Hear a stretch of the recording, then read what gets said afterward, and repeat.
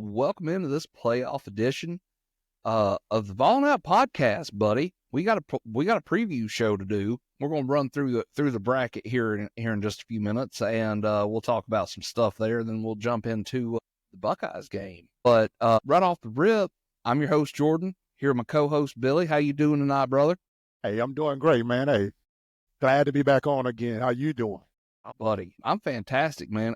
Especially considering we got a number 1 ranked basketball team in Knoxville right now, buddy. Yes, sir. Hey, that's just that little icing on the cake because the Lady Balls are coming. Buddy, they're ranked in the top 25 now too. They're playing good ball. You know, shoot, another 2 months, baseball will be here. We know what's coming there from Tony V. But most importantly, at this moment in time, our football Tennessee Volunteers are playoff bound. Yes, sir. Heading to the shoe. We got a whole other show for that tonight. This one anyway. We're just going to talk about the bracket a little bit, see what we like. We'll see what we don't like. But let's just dive into it, man. Right off the rip, Vols go to the shoe. Winner gets Oregon. We'll save our comments on that one for the next show. Go damn Vols though. Buddy, the rest of the bracket though, man, we got in-state and an in-state battle. We got the Hoosiers traveling to South Bend to take on Touchdown Jesus and the Fighting Irish. Yeah, that should be a pretty good game, man. I was like when I saw the matchup, the in-state rivalry, of course it's going to be a great fight between two good teams, but I still think that Notre Dame going to come out on that one. Yeah, I'm with you on that one. Notre Dame's got a solid defense. Indiana's not been here before. Of course, same could be said about the Vols, but, Indiana's not been there before, and I would like to think that the Vols are a step above Indiana in talent, of course. Spread on that one, though, man. And most of the playoff games are pretty close in spread, except for one. Notre Dame is favored by 7.5, and the over-under on that game is 50.5. I'm not going to lie to you, dude. That under is pretty enticing because Notre Dame's got a pretty good defense, but that's too low for me, man. I'm thinking that's going to go over easy because Indiana have something to prove too after losing that game. Sure, with that right now, and of course they're kind of feeling disrespected right now too. So. You got a team of kids that just, I know they've never been there before, but when you got a group of kids that's hot and mad right now, Notre Dame still going to have to watch out because it's not going to be just a landslide. I think this will be like one of those field goal type situations or overtime type game. Yeah. I could see it, man. Well, it's kind of like, you want to liken it to maybe a hot rookie quarterback in the NFL. They don't know what they don't know. You know what I'm saying? And they're going to come out, they're going to give it all they got. I don't know, man. I think that Notre Dame defense, I could see it being a 35-10 type of game being in South Bend. You know what I'm saying? But also, on the flip side of that, though, man, like you said, Indiana going to come in a little pissed off, maybe give them a better game than what we think. Either way, though, I don't think either one of them is going much further than this one because they got Georgia next up. And you're right. You're right about that. Carson Beck or whoever the backup was last week. Stockton was his last name. I don't remember his first one. A Gunner. Best quarterback name I've ever heard. One of them outside of Jim Bob Cooter. See, threw me off pack right there, man. I was... You done ready to talk about SMU. And that is like, when first time I heard that recruit's name, I knew he was going to catch it for the rest of his life, his career. When it came to that, though, like, Bob, I don't even like to say that word because that's like the old. You feel dirty. Yeah, that's like the old school way of dating the ladies. I'm not going to say that. Let's get away from it.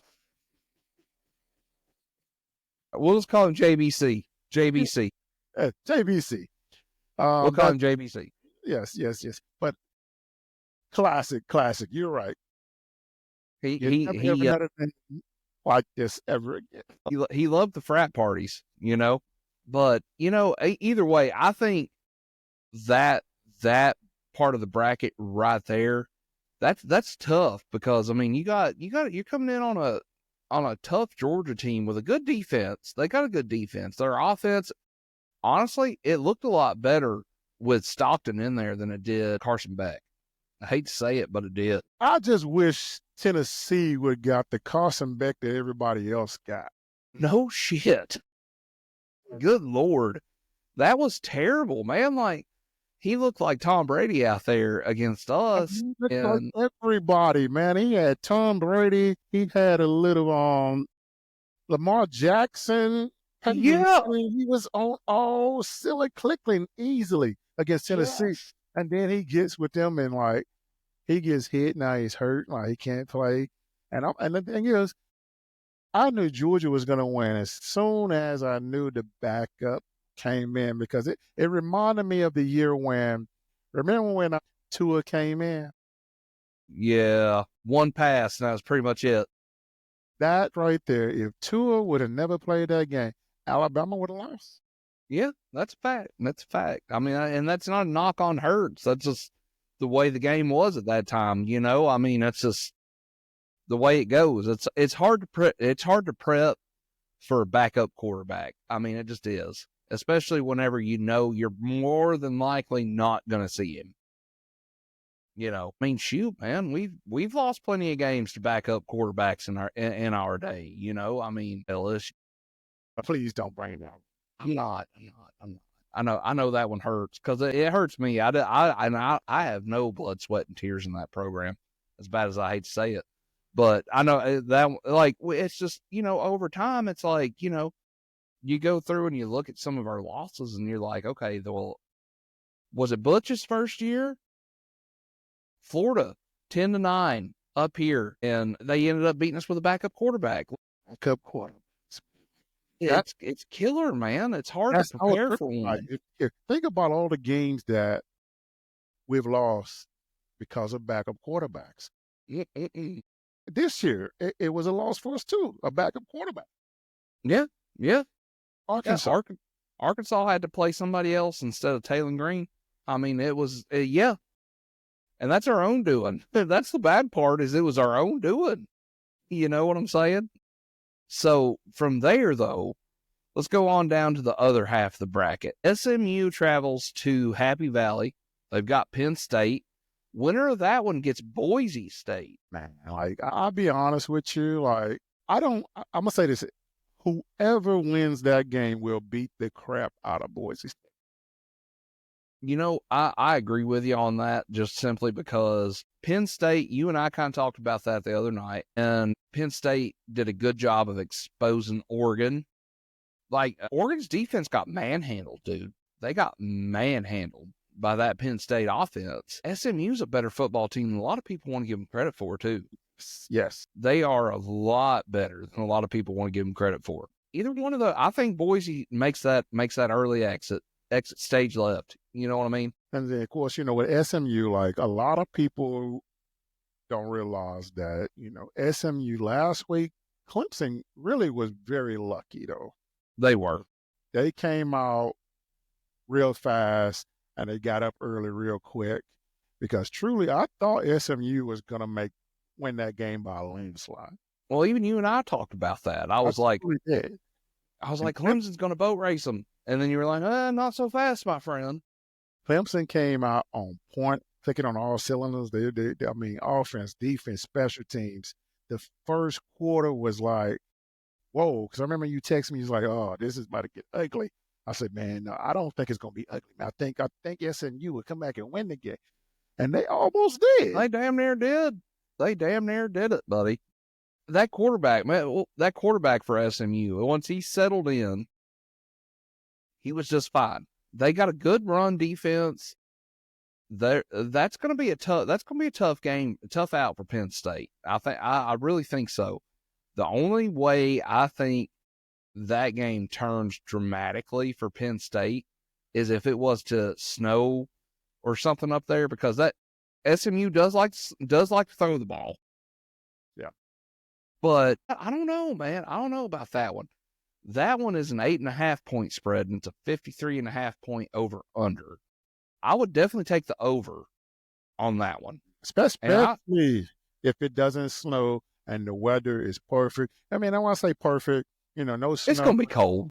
yeah, cold. I mean, the kid's okay, but God, if it snows, I'm going to say Penn State will win.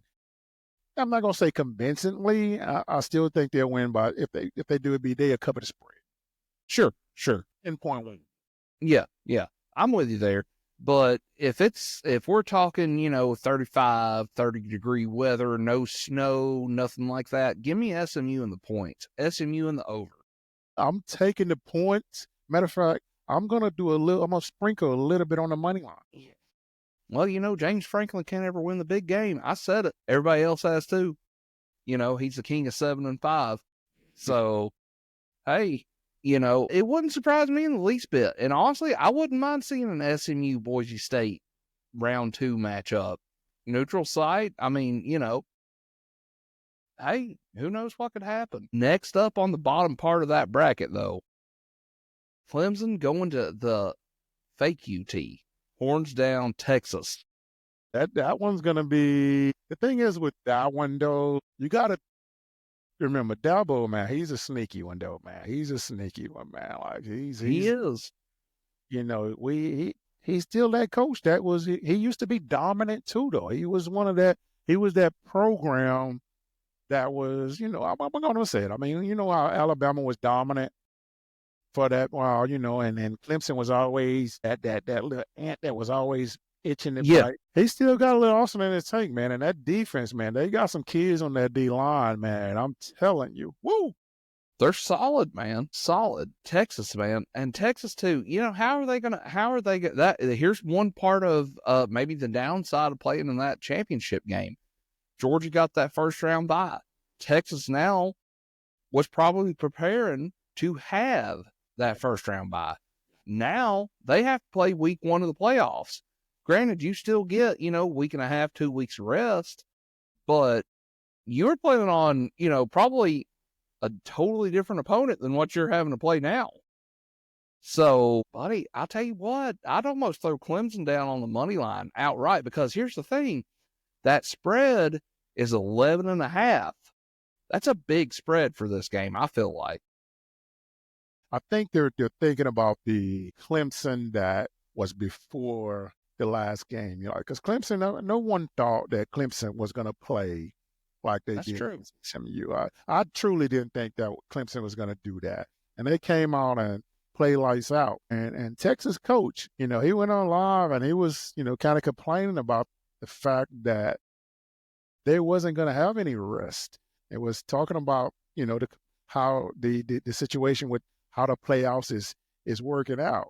And like you said, he was preparing for a bye. He was. And that right there kind of tells me that there are some really serious injuries in the program that we don't know about it. And he just told on himself to me. Yeah. I mean, if you can read between the lines with some of these coaches, I mean, a lot of it's coach speak, but, you start, kind of thinking about it and you're like, we'll see what happens. I mean, 11.5 point spread, it's a 51.5 over under, buddy. And the Texas Georgia game, the SEC championship game, was not a high over under either. And it didn't hit. It didn't hit the over. No, it didn't. Man, I don't know. I want to lean towards Clemson. I really do. Just because it's kind of one of those things too. I mean, we talked about it just now. Texas was clearly preparing to win that SEC championship game. They had so many opportunities in that game to put it away and win it. And they couldn't do it. Could not do it.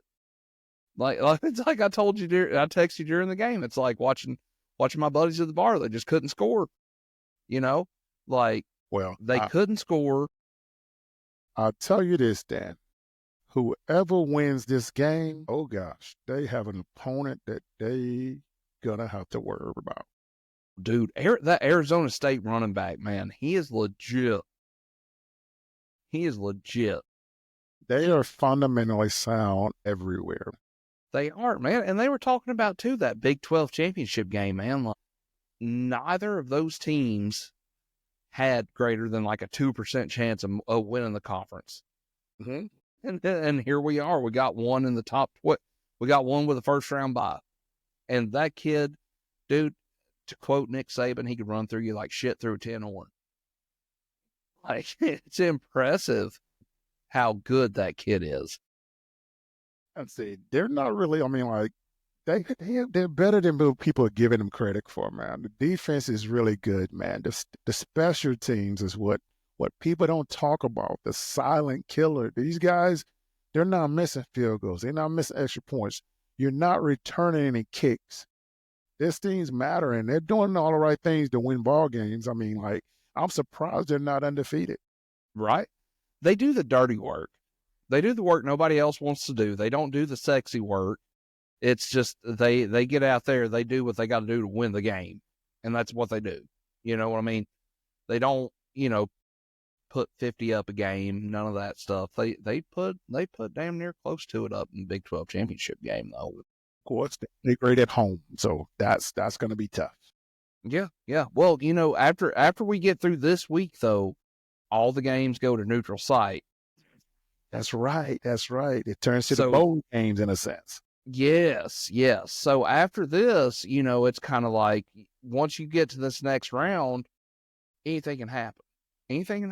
We'll jump into some discussion points here in just a minute, but I do want to touch on the spread for the Vols game. It's a 7.5 point spread.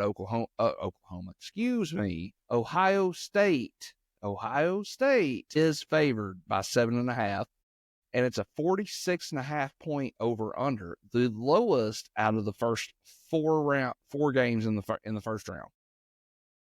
And I love that, just because now when you see any spread, we have these two type of offenses. Uh-huh. These offenses can score points. They can. And you get a total under 50 points. Now, see, the part that they ain't saying anything about Ohio State defense, because they know Ohio State defense is not as good as they think. And so they have to be really respecting the Vols defense when it comes to that total. So now when you give me a total that low, it's going way lower than that. So one of these teams are not going to score that many points.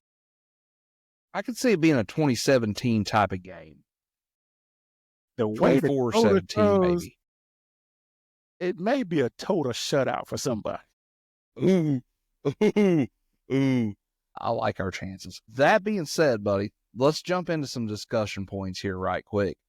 Is there a potential upset in this first round? And I think you're going to go with the same one that I will, that you like. And I say upset as in upset. Because at this point in time, I don't feel like these are the 12 best teams we've got. It's not an upset, so to speak.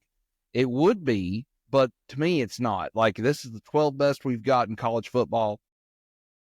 I don't think it is. But in this, term, is there an upset that you like? Right now, the only one that I look at that would be a true upset, because the way everybody thought they got it in. They was thinking that the pick that Alabama didn't get in, and they took SMU. I truly think they did it right, because Alabama had 3 losses, man. You can't put 3 them losses. out. You shouldn't even be thought about in this situation when it comes to playoff. This is not the NFL where you got the divisions and stuff and like that. That's not how this has worked. But the committee made it to a situation where it was like that. And right now, the only big upset that I look at is the SMU right now. Everything else, I think it's going to play out, be, maybe close wins and everybody, the favorites cover it. Now, the upset that everybody, I don't think it'll be an upset is when the Vols win. I don't think that's an upset, because we supposed to be the team that's ranked ahead. They knew what they was doing when they ranked Penn State the way they did. They did not want Penn State to come to Rocky Top. Or Ohio State. Neither one. Because Ohio State. If Ohio State would have came to Knoxville, that total would have been 40 points. No doubt. Probably wouldn't have been 40 points scored. Well, the thing about it is, man, is either one of those two teams is who we would have ended up with. I mean, because they could have just as easily bumped Ohio State ahead of Penn State. We could have ended up with either one of those two. And if it would have been a game in Knoxville, you and I have talked about this too, outside of here. It don't matter who we play. If it's in Knoxville, buddy, we know who's winning that game. We know who's winning that game. Total different situation. Tennessee is good enough to where if it's a game at home, it doesn't matter if it's Oregon, Georgia, Boise State, Arizona, Arizona State, any of the other 7 teams in this 12-team playoff. If it's in Knoxville, Tennessee's winning that game. I'm with you there. That I mean, just hey, Neyland is a tough place to play right now, man. And the world knew that. They knew that. Neyland Stadium is what it used to be when you played 20 years ago. It's what it used to be. We went through a rough patch there to where it was not, that the feared place to go play. But it's back. Neyland is back. It does not matter. Now, but we're one of those teams, though, too, to where we're good enough to where we can beat anybody, anywhere, anytime. But going on the road, man, we've had our woes. We're good enough to beat anybody, but we're also vulnerable enough to lose to somebody on the road. Yes, we are, man. And with that situation, I still blame coaches for that, man, because, you got to open your playbook a little bit more. And I'm not saying you're not giving your team a chance to win. I know you want to win, but, the product that I see on the road is totally different that you're coaching when it's time to win a game. And that's the part that I don't like. Let's go out there and it's nothing to save anymore. I mean, everybody knows saying to me, it's X's and O's. I mean, there's no trick plays. We got to win the ball. It's one of those, kind of, it's balls out time, buddy. You drop them, you let them hang, and you go. That's where we're at right now. Is our first round lock for you? I'm with you on the SMU pick, though, by the way. I mean, you and I got that one on lock. I think that's that one right there. You got SMU, and then the next one. I'm going to go ahead and take Notre Dame. I'm going to take Notre Dame on that one just because it's a home game for them, and I know Indiana going to be kind of hot coming in trying to get a quick win, but I'm going to take it with the experience. A team that's been there before, understand it, and know what they need to do to win the ball game. See, I like that Notre Dame pick, but I'm going to go kind of outside the box here. I'm going to take coaching over experience, and I'm going to go with Clemson over Texas. That would be my first round lock. That's a tough one, man. I mean, it's just now, if we get the first half Clemson that we saw last week, I can see this being a 50-50 game, but I truly think that Texas defense is too strong for that offense. Once they shut the run down, it's going to be tough. I mean, it just depends on Texas quarterback too. If Texas quarterback is playing like he's capable of playing, I think Texas will win by a landslide. Yeah, that's the thing, though, man. Ewers is very inconsistent. He's been inconsistent this year. Yeah, that's why they brought Arch in. He's played 2 back-to-back games inconsistent. So that's true. That's true. Guess what? Next game, he may have 5 touchdowns. Hey, I'll still be here one way or the other if he does, buddy. The next question I got for you: who's got the easiest path to the national championship? My Volunteers. I like it. Man, I'll tell you what. And I'm not being disrespectful. I'm not. And the reason I say that is because the team that we're playing, they're not used to being knocked in the mouth by defense or by defense that's keeping you from scoring. And sure. Oregon, they're used to to run and fun and get it quick, score quick. Now, that's not going to happen with a defense like Tennessee because Tennessee is a stingy defense. So they bend, but they're not going to break. No, I agree with you. This is like to be the first team that we've had in a long time that don't give up the big plays like we're used to seeing them give it up. And that's what Oregon works off of. I'm not worried about Ohio State because they do the exact same thing. So we're going to be prepared if we win against Ohio State. Because I truly think Ohio State got a lot of great athletes, man. I mean, like They do. everybody's talking about Oregon is the team to beat. I don't think there is a team in the playoffs right now that is the team to beat. Even though they are number one, I think that they are beatable. They are. They are. Well, to me, Penn State made them look very, very vulnerable. Like I say, man, that Penn State offense kind of pushed that defense around for Oregon. I feel like that. Everybody's like, oh, well, the winner of that Tennessee Ohio State game's got the hardest path. Whatever. I don't think so.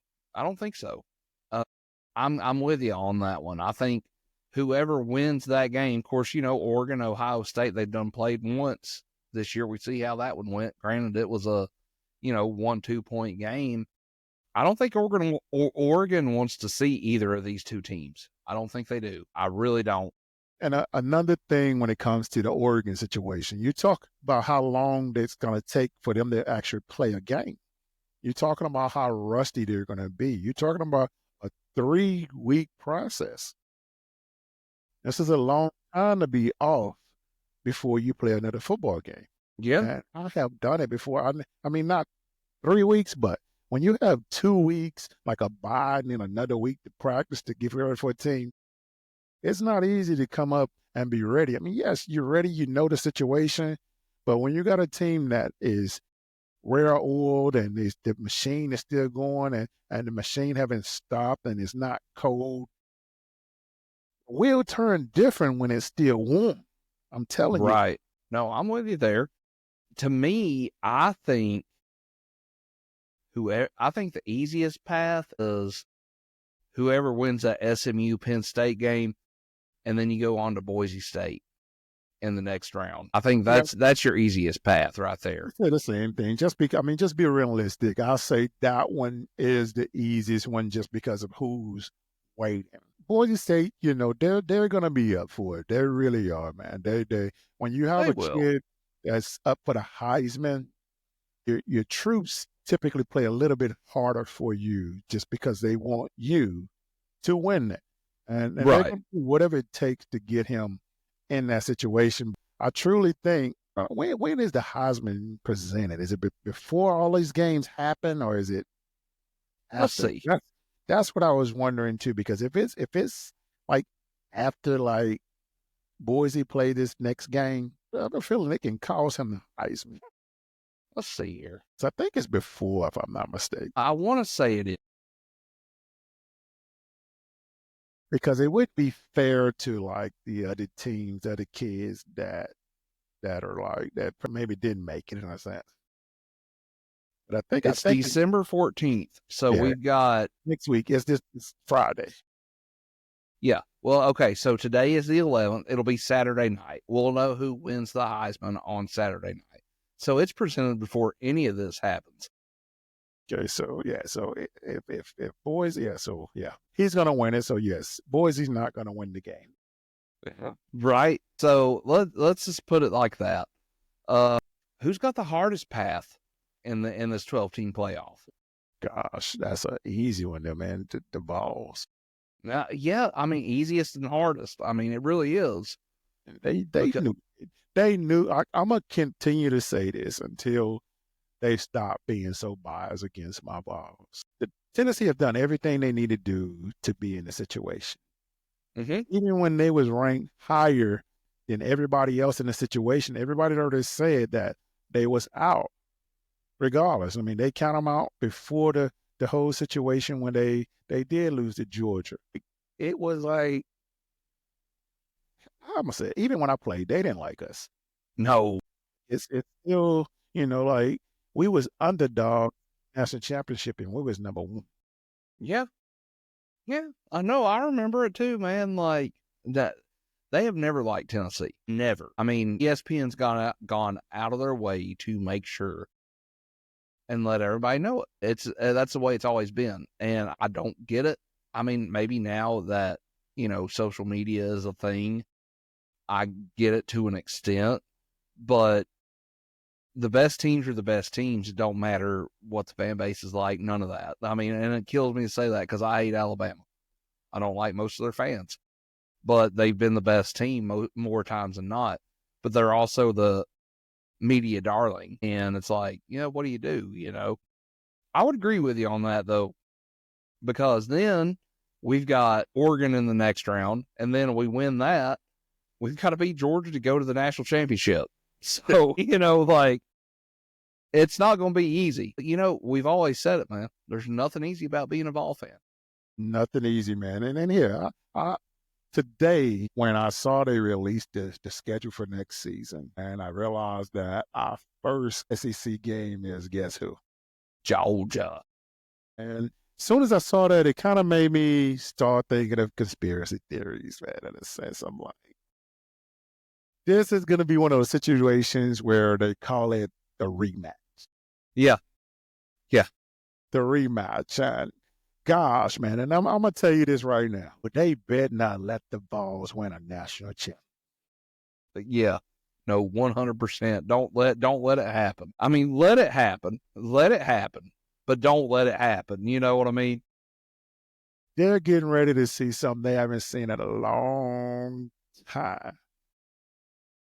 I'll say this is where we start a trend to get back to a situation to where we were more than 50% chance of winning the game every week. That's it, buddy. Man, we're there right now too. That's a crazy thing, is we're there now. Georgia's the only game left on the schedule every year now where we're like, I don't know, but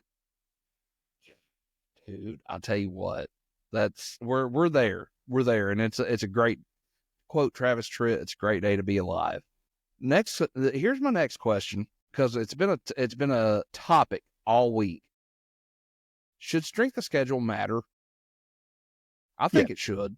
It should. I mean, like, it should. Like, the thing is, the committee didn't know that. I don't think they was prepared to have this many teams with this many losses. I don't either. Right.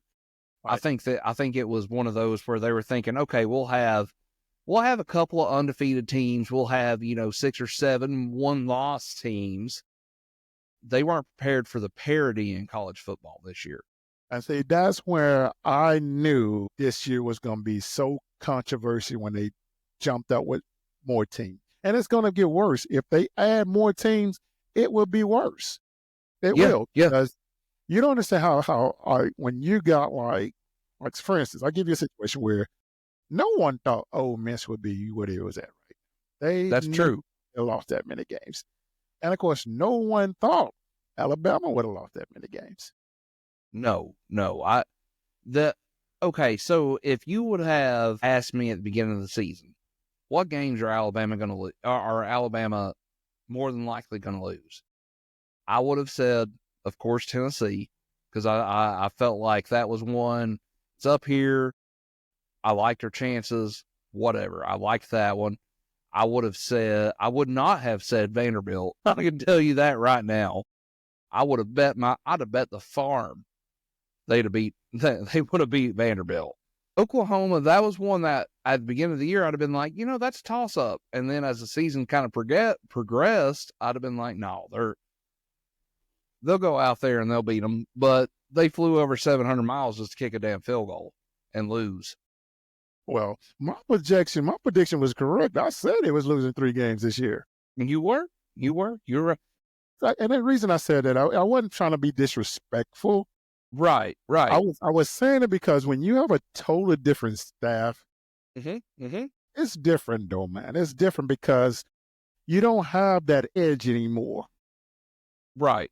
Now, it's a difference when Nick Saban walked on that field and everybody, oh, here they come. Yeah.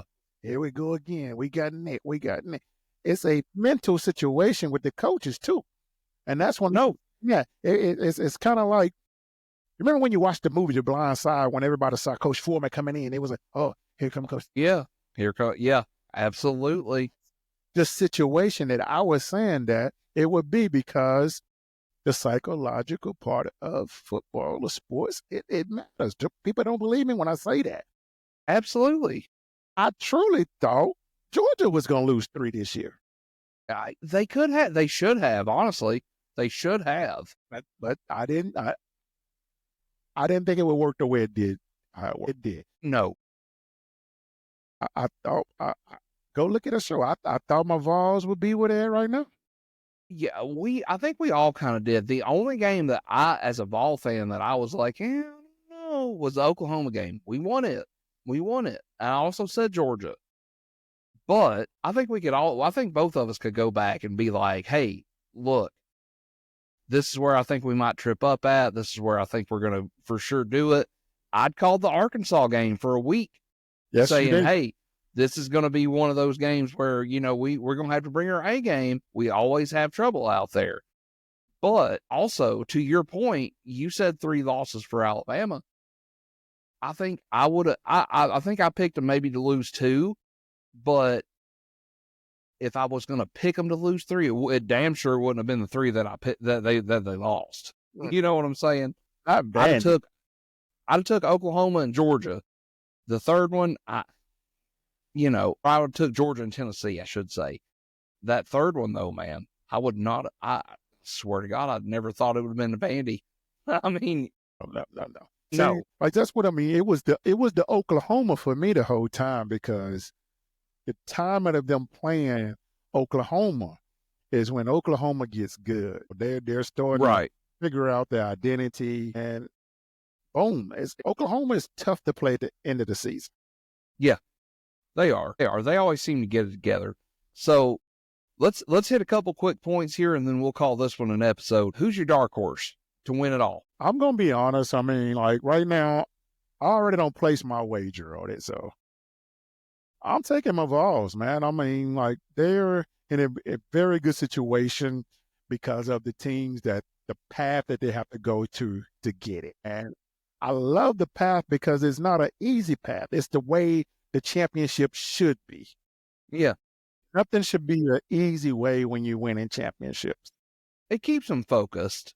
There's no like time off for them. They got to come with a game every week. Well, okay, so here's one thing. I'm gonna go outside of that one just because I knew that was the way you were gonna go. I want to go with you on it. I'm with you on it. I'm running with you on it. Whatever. I'm with you. We're gonna win it. We're gonna win it all. But here's one thing I'm gonna say. Ohio State, I think we'll do what Michigan did to them, and I hope we plant the flag. Oregon, we can beat Oregon. Georgia, we've already got a game plan for that rematch. I'll tell you that right now. You know just as well as I do. We thought maybe we'd end up playing them twice. I think we've got that one intact. If I've got to pick a true dark horse, though, outside of the Vols, it's coming from that bottom part of the bracket. You got to go with Clemson, man. Again, coaching Dabo. It's hard to go against them. Hard to go against Dabo. Even though he's not truly bought into NIL, all that, he's doing well enough to make the playoffs. And granted, it's a 12-team playoff, but he's doing good enough to be here. I don't necessarily think that model is sustainable, but he's here now. If I had to pick out of anybody not in Tennessee orange and white, not in Pantone 151, go with Clemson, man. Outside as my dark horse. I mean, I can see the dark horse part of it, but I'm giving you the money making part of this whole situation. I'm with you. Nobody want to see Clemson in the national championship. No. Don't nobody want to see Clemson. Like right now, don't nobody really want to see Texas. They tired of hearing Texas. Yes. Like right now, everybody wants to see an underdog in a situation, And right now, the best underdog is Tennessee, not just because there's my squad. I'm not going to No, 100%. because right now, the way the committee put these teams in, they giving everybody a chance to put the SEC out. Yeah. That's what the matchups are right now, based on to get them out. But right now, if Tennessee win, they're in trouble because now you truly got a dark horse that can Yes. compete with anybody that they play against based off the athletes that's on the field. Because right now, Absolutely. if you look at it right now, if Tennessee gets past Ohio State, I'm just going to go ahead and say it. If they get past Ohio State, you're looking at a Tennessee-Georgia matchup. Well, one of those two teams got to win it to go play for it all. And out of the 18 or the 6 teams, on the bottom part of that bracket, we match up damn well with any of those. Saying, but you look at it, man. Like, okay, you've got it. Tennessee, Notre Dame, Penn State, Texas, Clemson's up there, but those are your in the first 4 games. Those are your 4 biggest brands. And then you look at the next round that's got the byes: Oregon, Georgia, Boise State, Arizona State. Who's your biggest brand in that? Georgia. And it's not even close. Not even close. People can say Oregon all they want to just because of the Nike thing. No, screw that. No. Georgia is your biggest brand in that. Notre Dame will probably win that game first round by a lot, just because it's Notre Dame, Indiana. Go ahead and pencil that Notre Dame Georgia game in. Like, it's the script's writing itself, so to speak. You know what I mean? That being said, though, let's dart through these last couple points real quick. No Alabama tickles the shit out of me. No Alabama, none. And that's the way it's supposed to be right now. Like, I'm like, the world is shocked that it happened, but it shouldn't be a shocker because, come on, guys, there's 3 losses, man. 3 losses to two. You can come two up of the with 3. all this stuff with the strength of schedule or who they play, but you got to understand the whole situation, how this game is played. It's supposed to be by rankings, where these teams are at the end of their rankings. So, like, just say if this was the situation where the BCS championship, how it works, or how they do the actual bowl games where they work, where would Alabama be playing it? They wouldn't be playing the Citrus Bowl. They wouldn't be playing in New Year's Bowl game. No. Hey, New Year's, they might get one of the lower tier New Year's games. know, but they'll probably. But yeah, I get what you're saying. Yeah, I get what you're saying. Nashville, somewhere like that. They wouldn't be in like one of the good New Year Bowl games where you know. But I'm gonna take one more shot at them. I did not know that the ReliaQuest Bowl was in the playoffs. You know what I'm saying? I mean, they getting a 6-6 Michigan, 7-5 Michigan team. Go Wolverines in that one. Yeah. Man, I love ragging on them. I do. I love it. Like, I just wish the world would just stop just automatically giving it to them because they're Bama, though. Well, I understand that, but like 3 losses, you're not supposed to be anywhere. no, I mean, 2 losses. I'm saying it because I don't care. 2 losses, you're not supposed to be anywhere. Yeah, that's true. That's true. That's true. The way they have committed and I must say it, how they have rigged this up to put who they want to put in it and match up who they want to match up based on how much money they want to make for this season. I'm telling you. The biggest money maker in that first round game is Tennessee traveling to the shoe. Plain and simple. And it's not even close. And because guess what? Guess what game day is going to be? Exactly. That's exactly right. Like, it's wild to me, man. So it's amazing how they don't give us that credit, but guess who they always follow first? That's where the money goes, buddy. So here's my next question for you. The conference championship games. Do you feel like they matter like they used to? Because here's the thing, and I'm going to say this: 3 out of the 4, the champs and the runner-ups are in. I'm gonna be honest with you.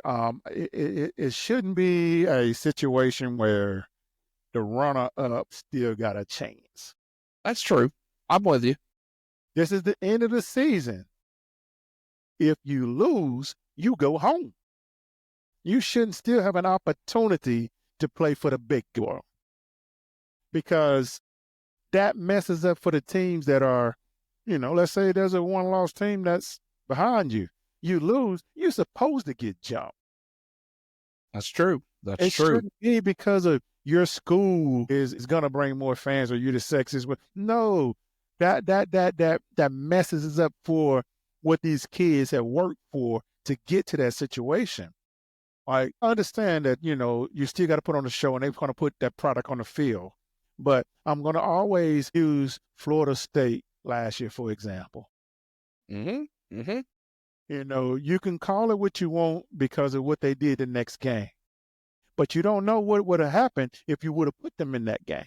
That is 100% fact. 100%.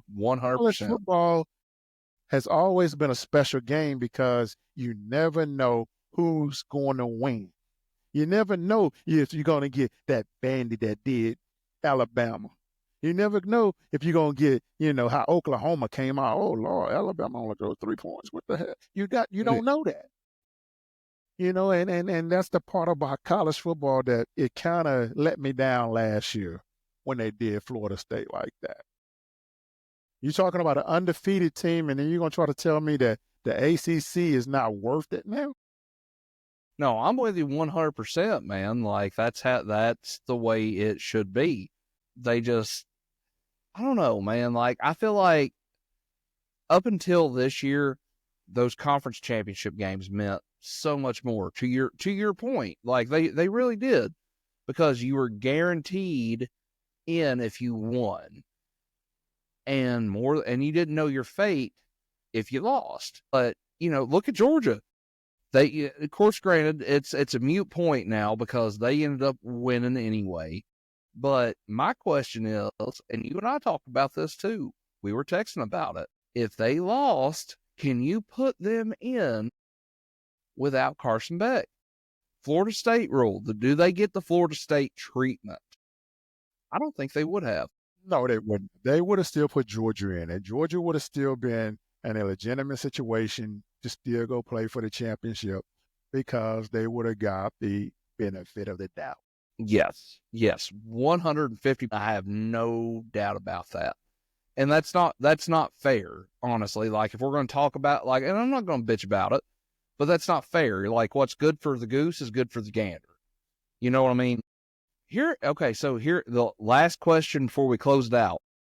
Independent Notre Dame, they don't get a chance at a bye. No conference championship, no conference championship game, whatever. If you're Notre Dame at this point in time, are you staying independent, or are you going to be like, hey, let's join a Power 5? Or are you going to, or if you're the playoff committee, are you going to fix the rules? Because we know changes are going to come. Changes will come this year. After the way this has been, put out, everybody's bitched about it. Everybody and their brothers had something to say about it. Are you going to make Notre Dame join a Power 5? Or are you going to say, okay, you've got to be ranked higher than the other Power 5, non-Power 5 champs to get a bye? I don't think it'll change, man. Notre Dame has been doing this for so long. I mean, if it ain't broke, why fix it? I mean, I don't think they care if they win a national championship or not now. And because the amount of money that they're making with that school being independent, why join something and create extra losses for us when we got a chance to go to the championship every year if we just do what we have to do? That's true. That's a good point. I'm with you there. Here's one thing though that I do want to throw out there with this. Did you see, and this is funny as shit, man, Bama AD Greg Byron, he's like, where he's complaining about how this was done, this, that, and the other. We're going to have to reevaluate how our schedule is. It's like, dude, you realize your 3 losses were in conference, right? What are you going to do? Go independent? I wish they would. I wish they would. See, that's the thing is, though, man, like, they've gotten to the point where they have got, the big head. They've gotten conceited to what a point where they are, how you saying the word, but privileged. Yeah. They think that, it's their way or no way. That's true. And that's not even, and I must say it because it's not fair to the other schools that you still was getting the benefit of the doubt. Even though it had 3 losses, they was still getting the opportunity to have a chance to get in there. Because like if SMU would have won that game, man, there would have been so many different controversies when it came to this. I truly think Bama would have got in if SMU would have lost. I mean, would have won. Yeah, they probably would have. I mean, well, here's my thing is I feel like they had put them in there as a placeholder, so to speak, just as a just in case, like, okay, say Clemson shits the bed, SMU gets in over Clemson and blows Clemson out. You can't make a strong enough case to keep Clemson in the playoffs. And at that point, yes, and that would have been the reason Bama would have got in, because they would have kicked Clemson out. Exactly. They wouldn't. Clemson probably would have been the only one of the conference champions that lost that didn't stay inside the 12. Facts. Big facts. Well, buddy, I think we've talked about this playoff preview show here just about enough. Let's call this one an episode, and let's get ready to talk about that Ohio State game. Let's do it. Let's do it, buddy. I'm gonna hit record and we'll end this one with the Go Vols. Right, Go Vols.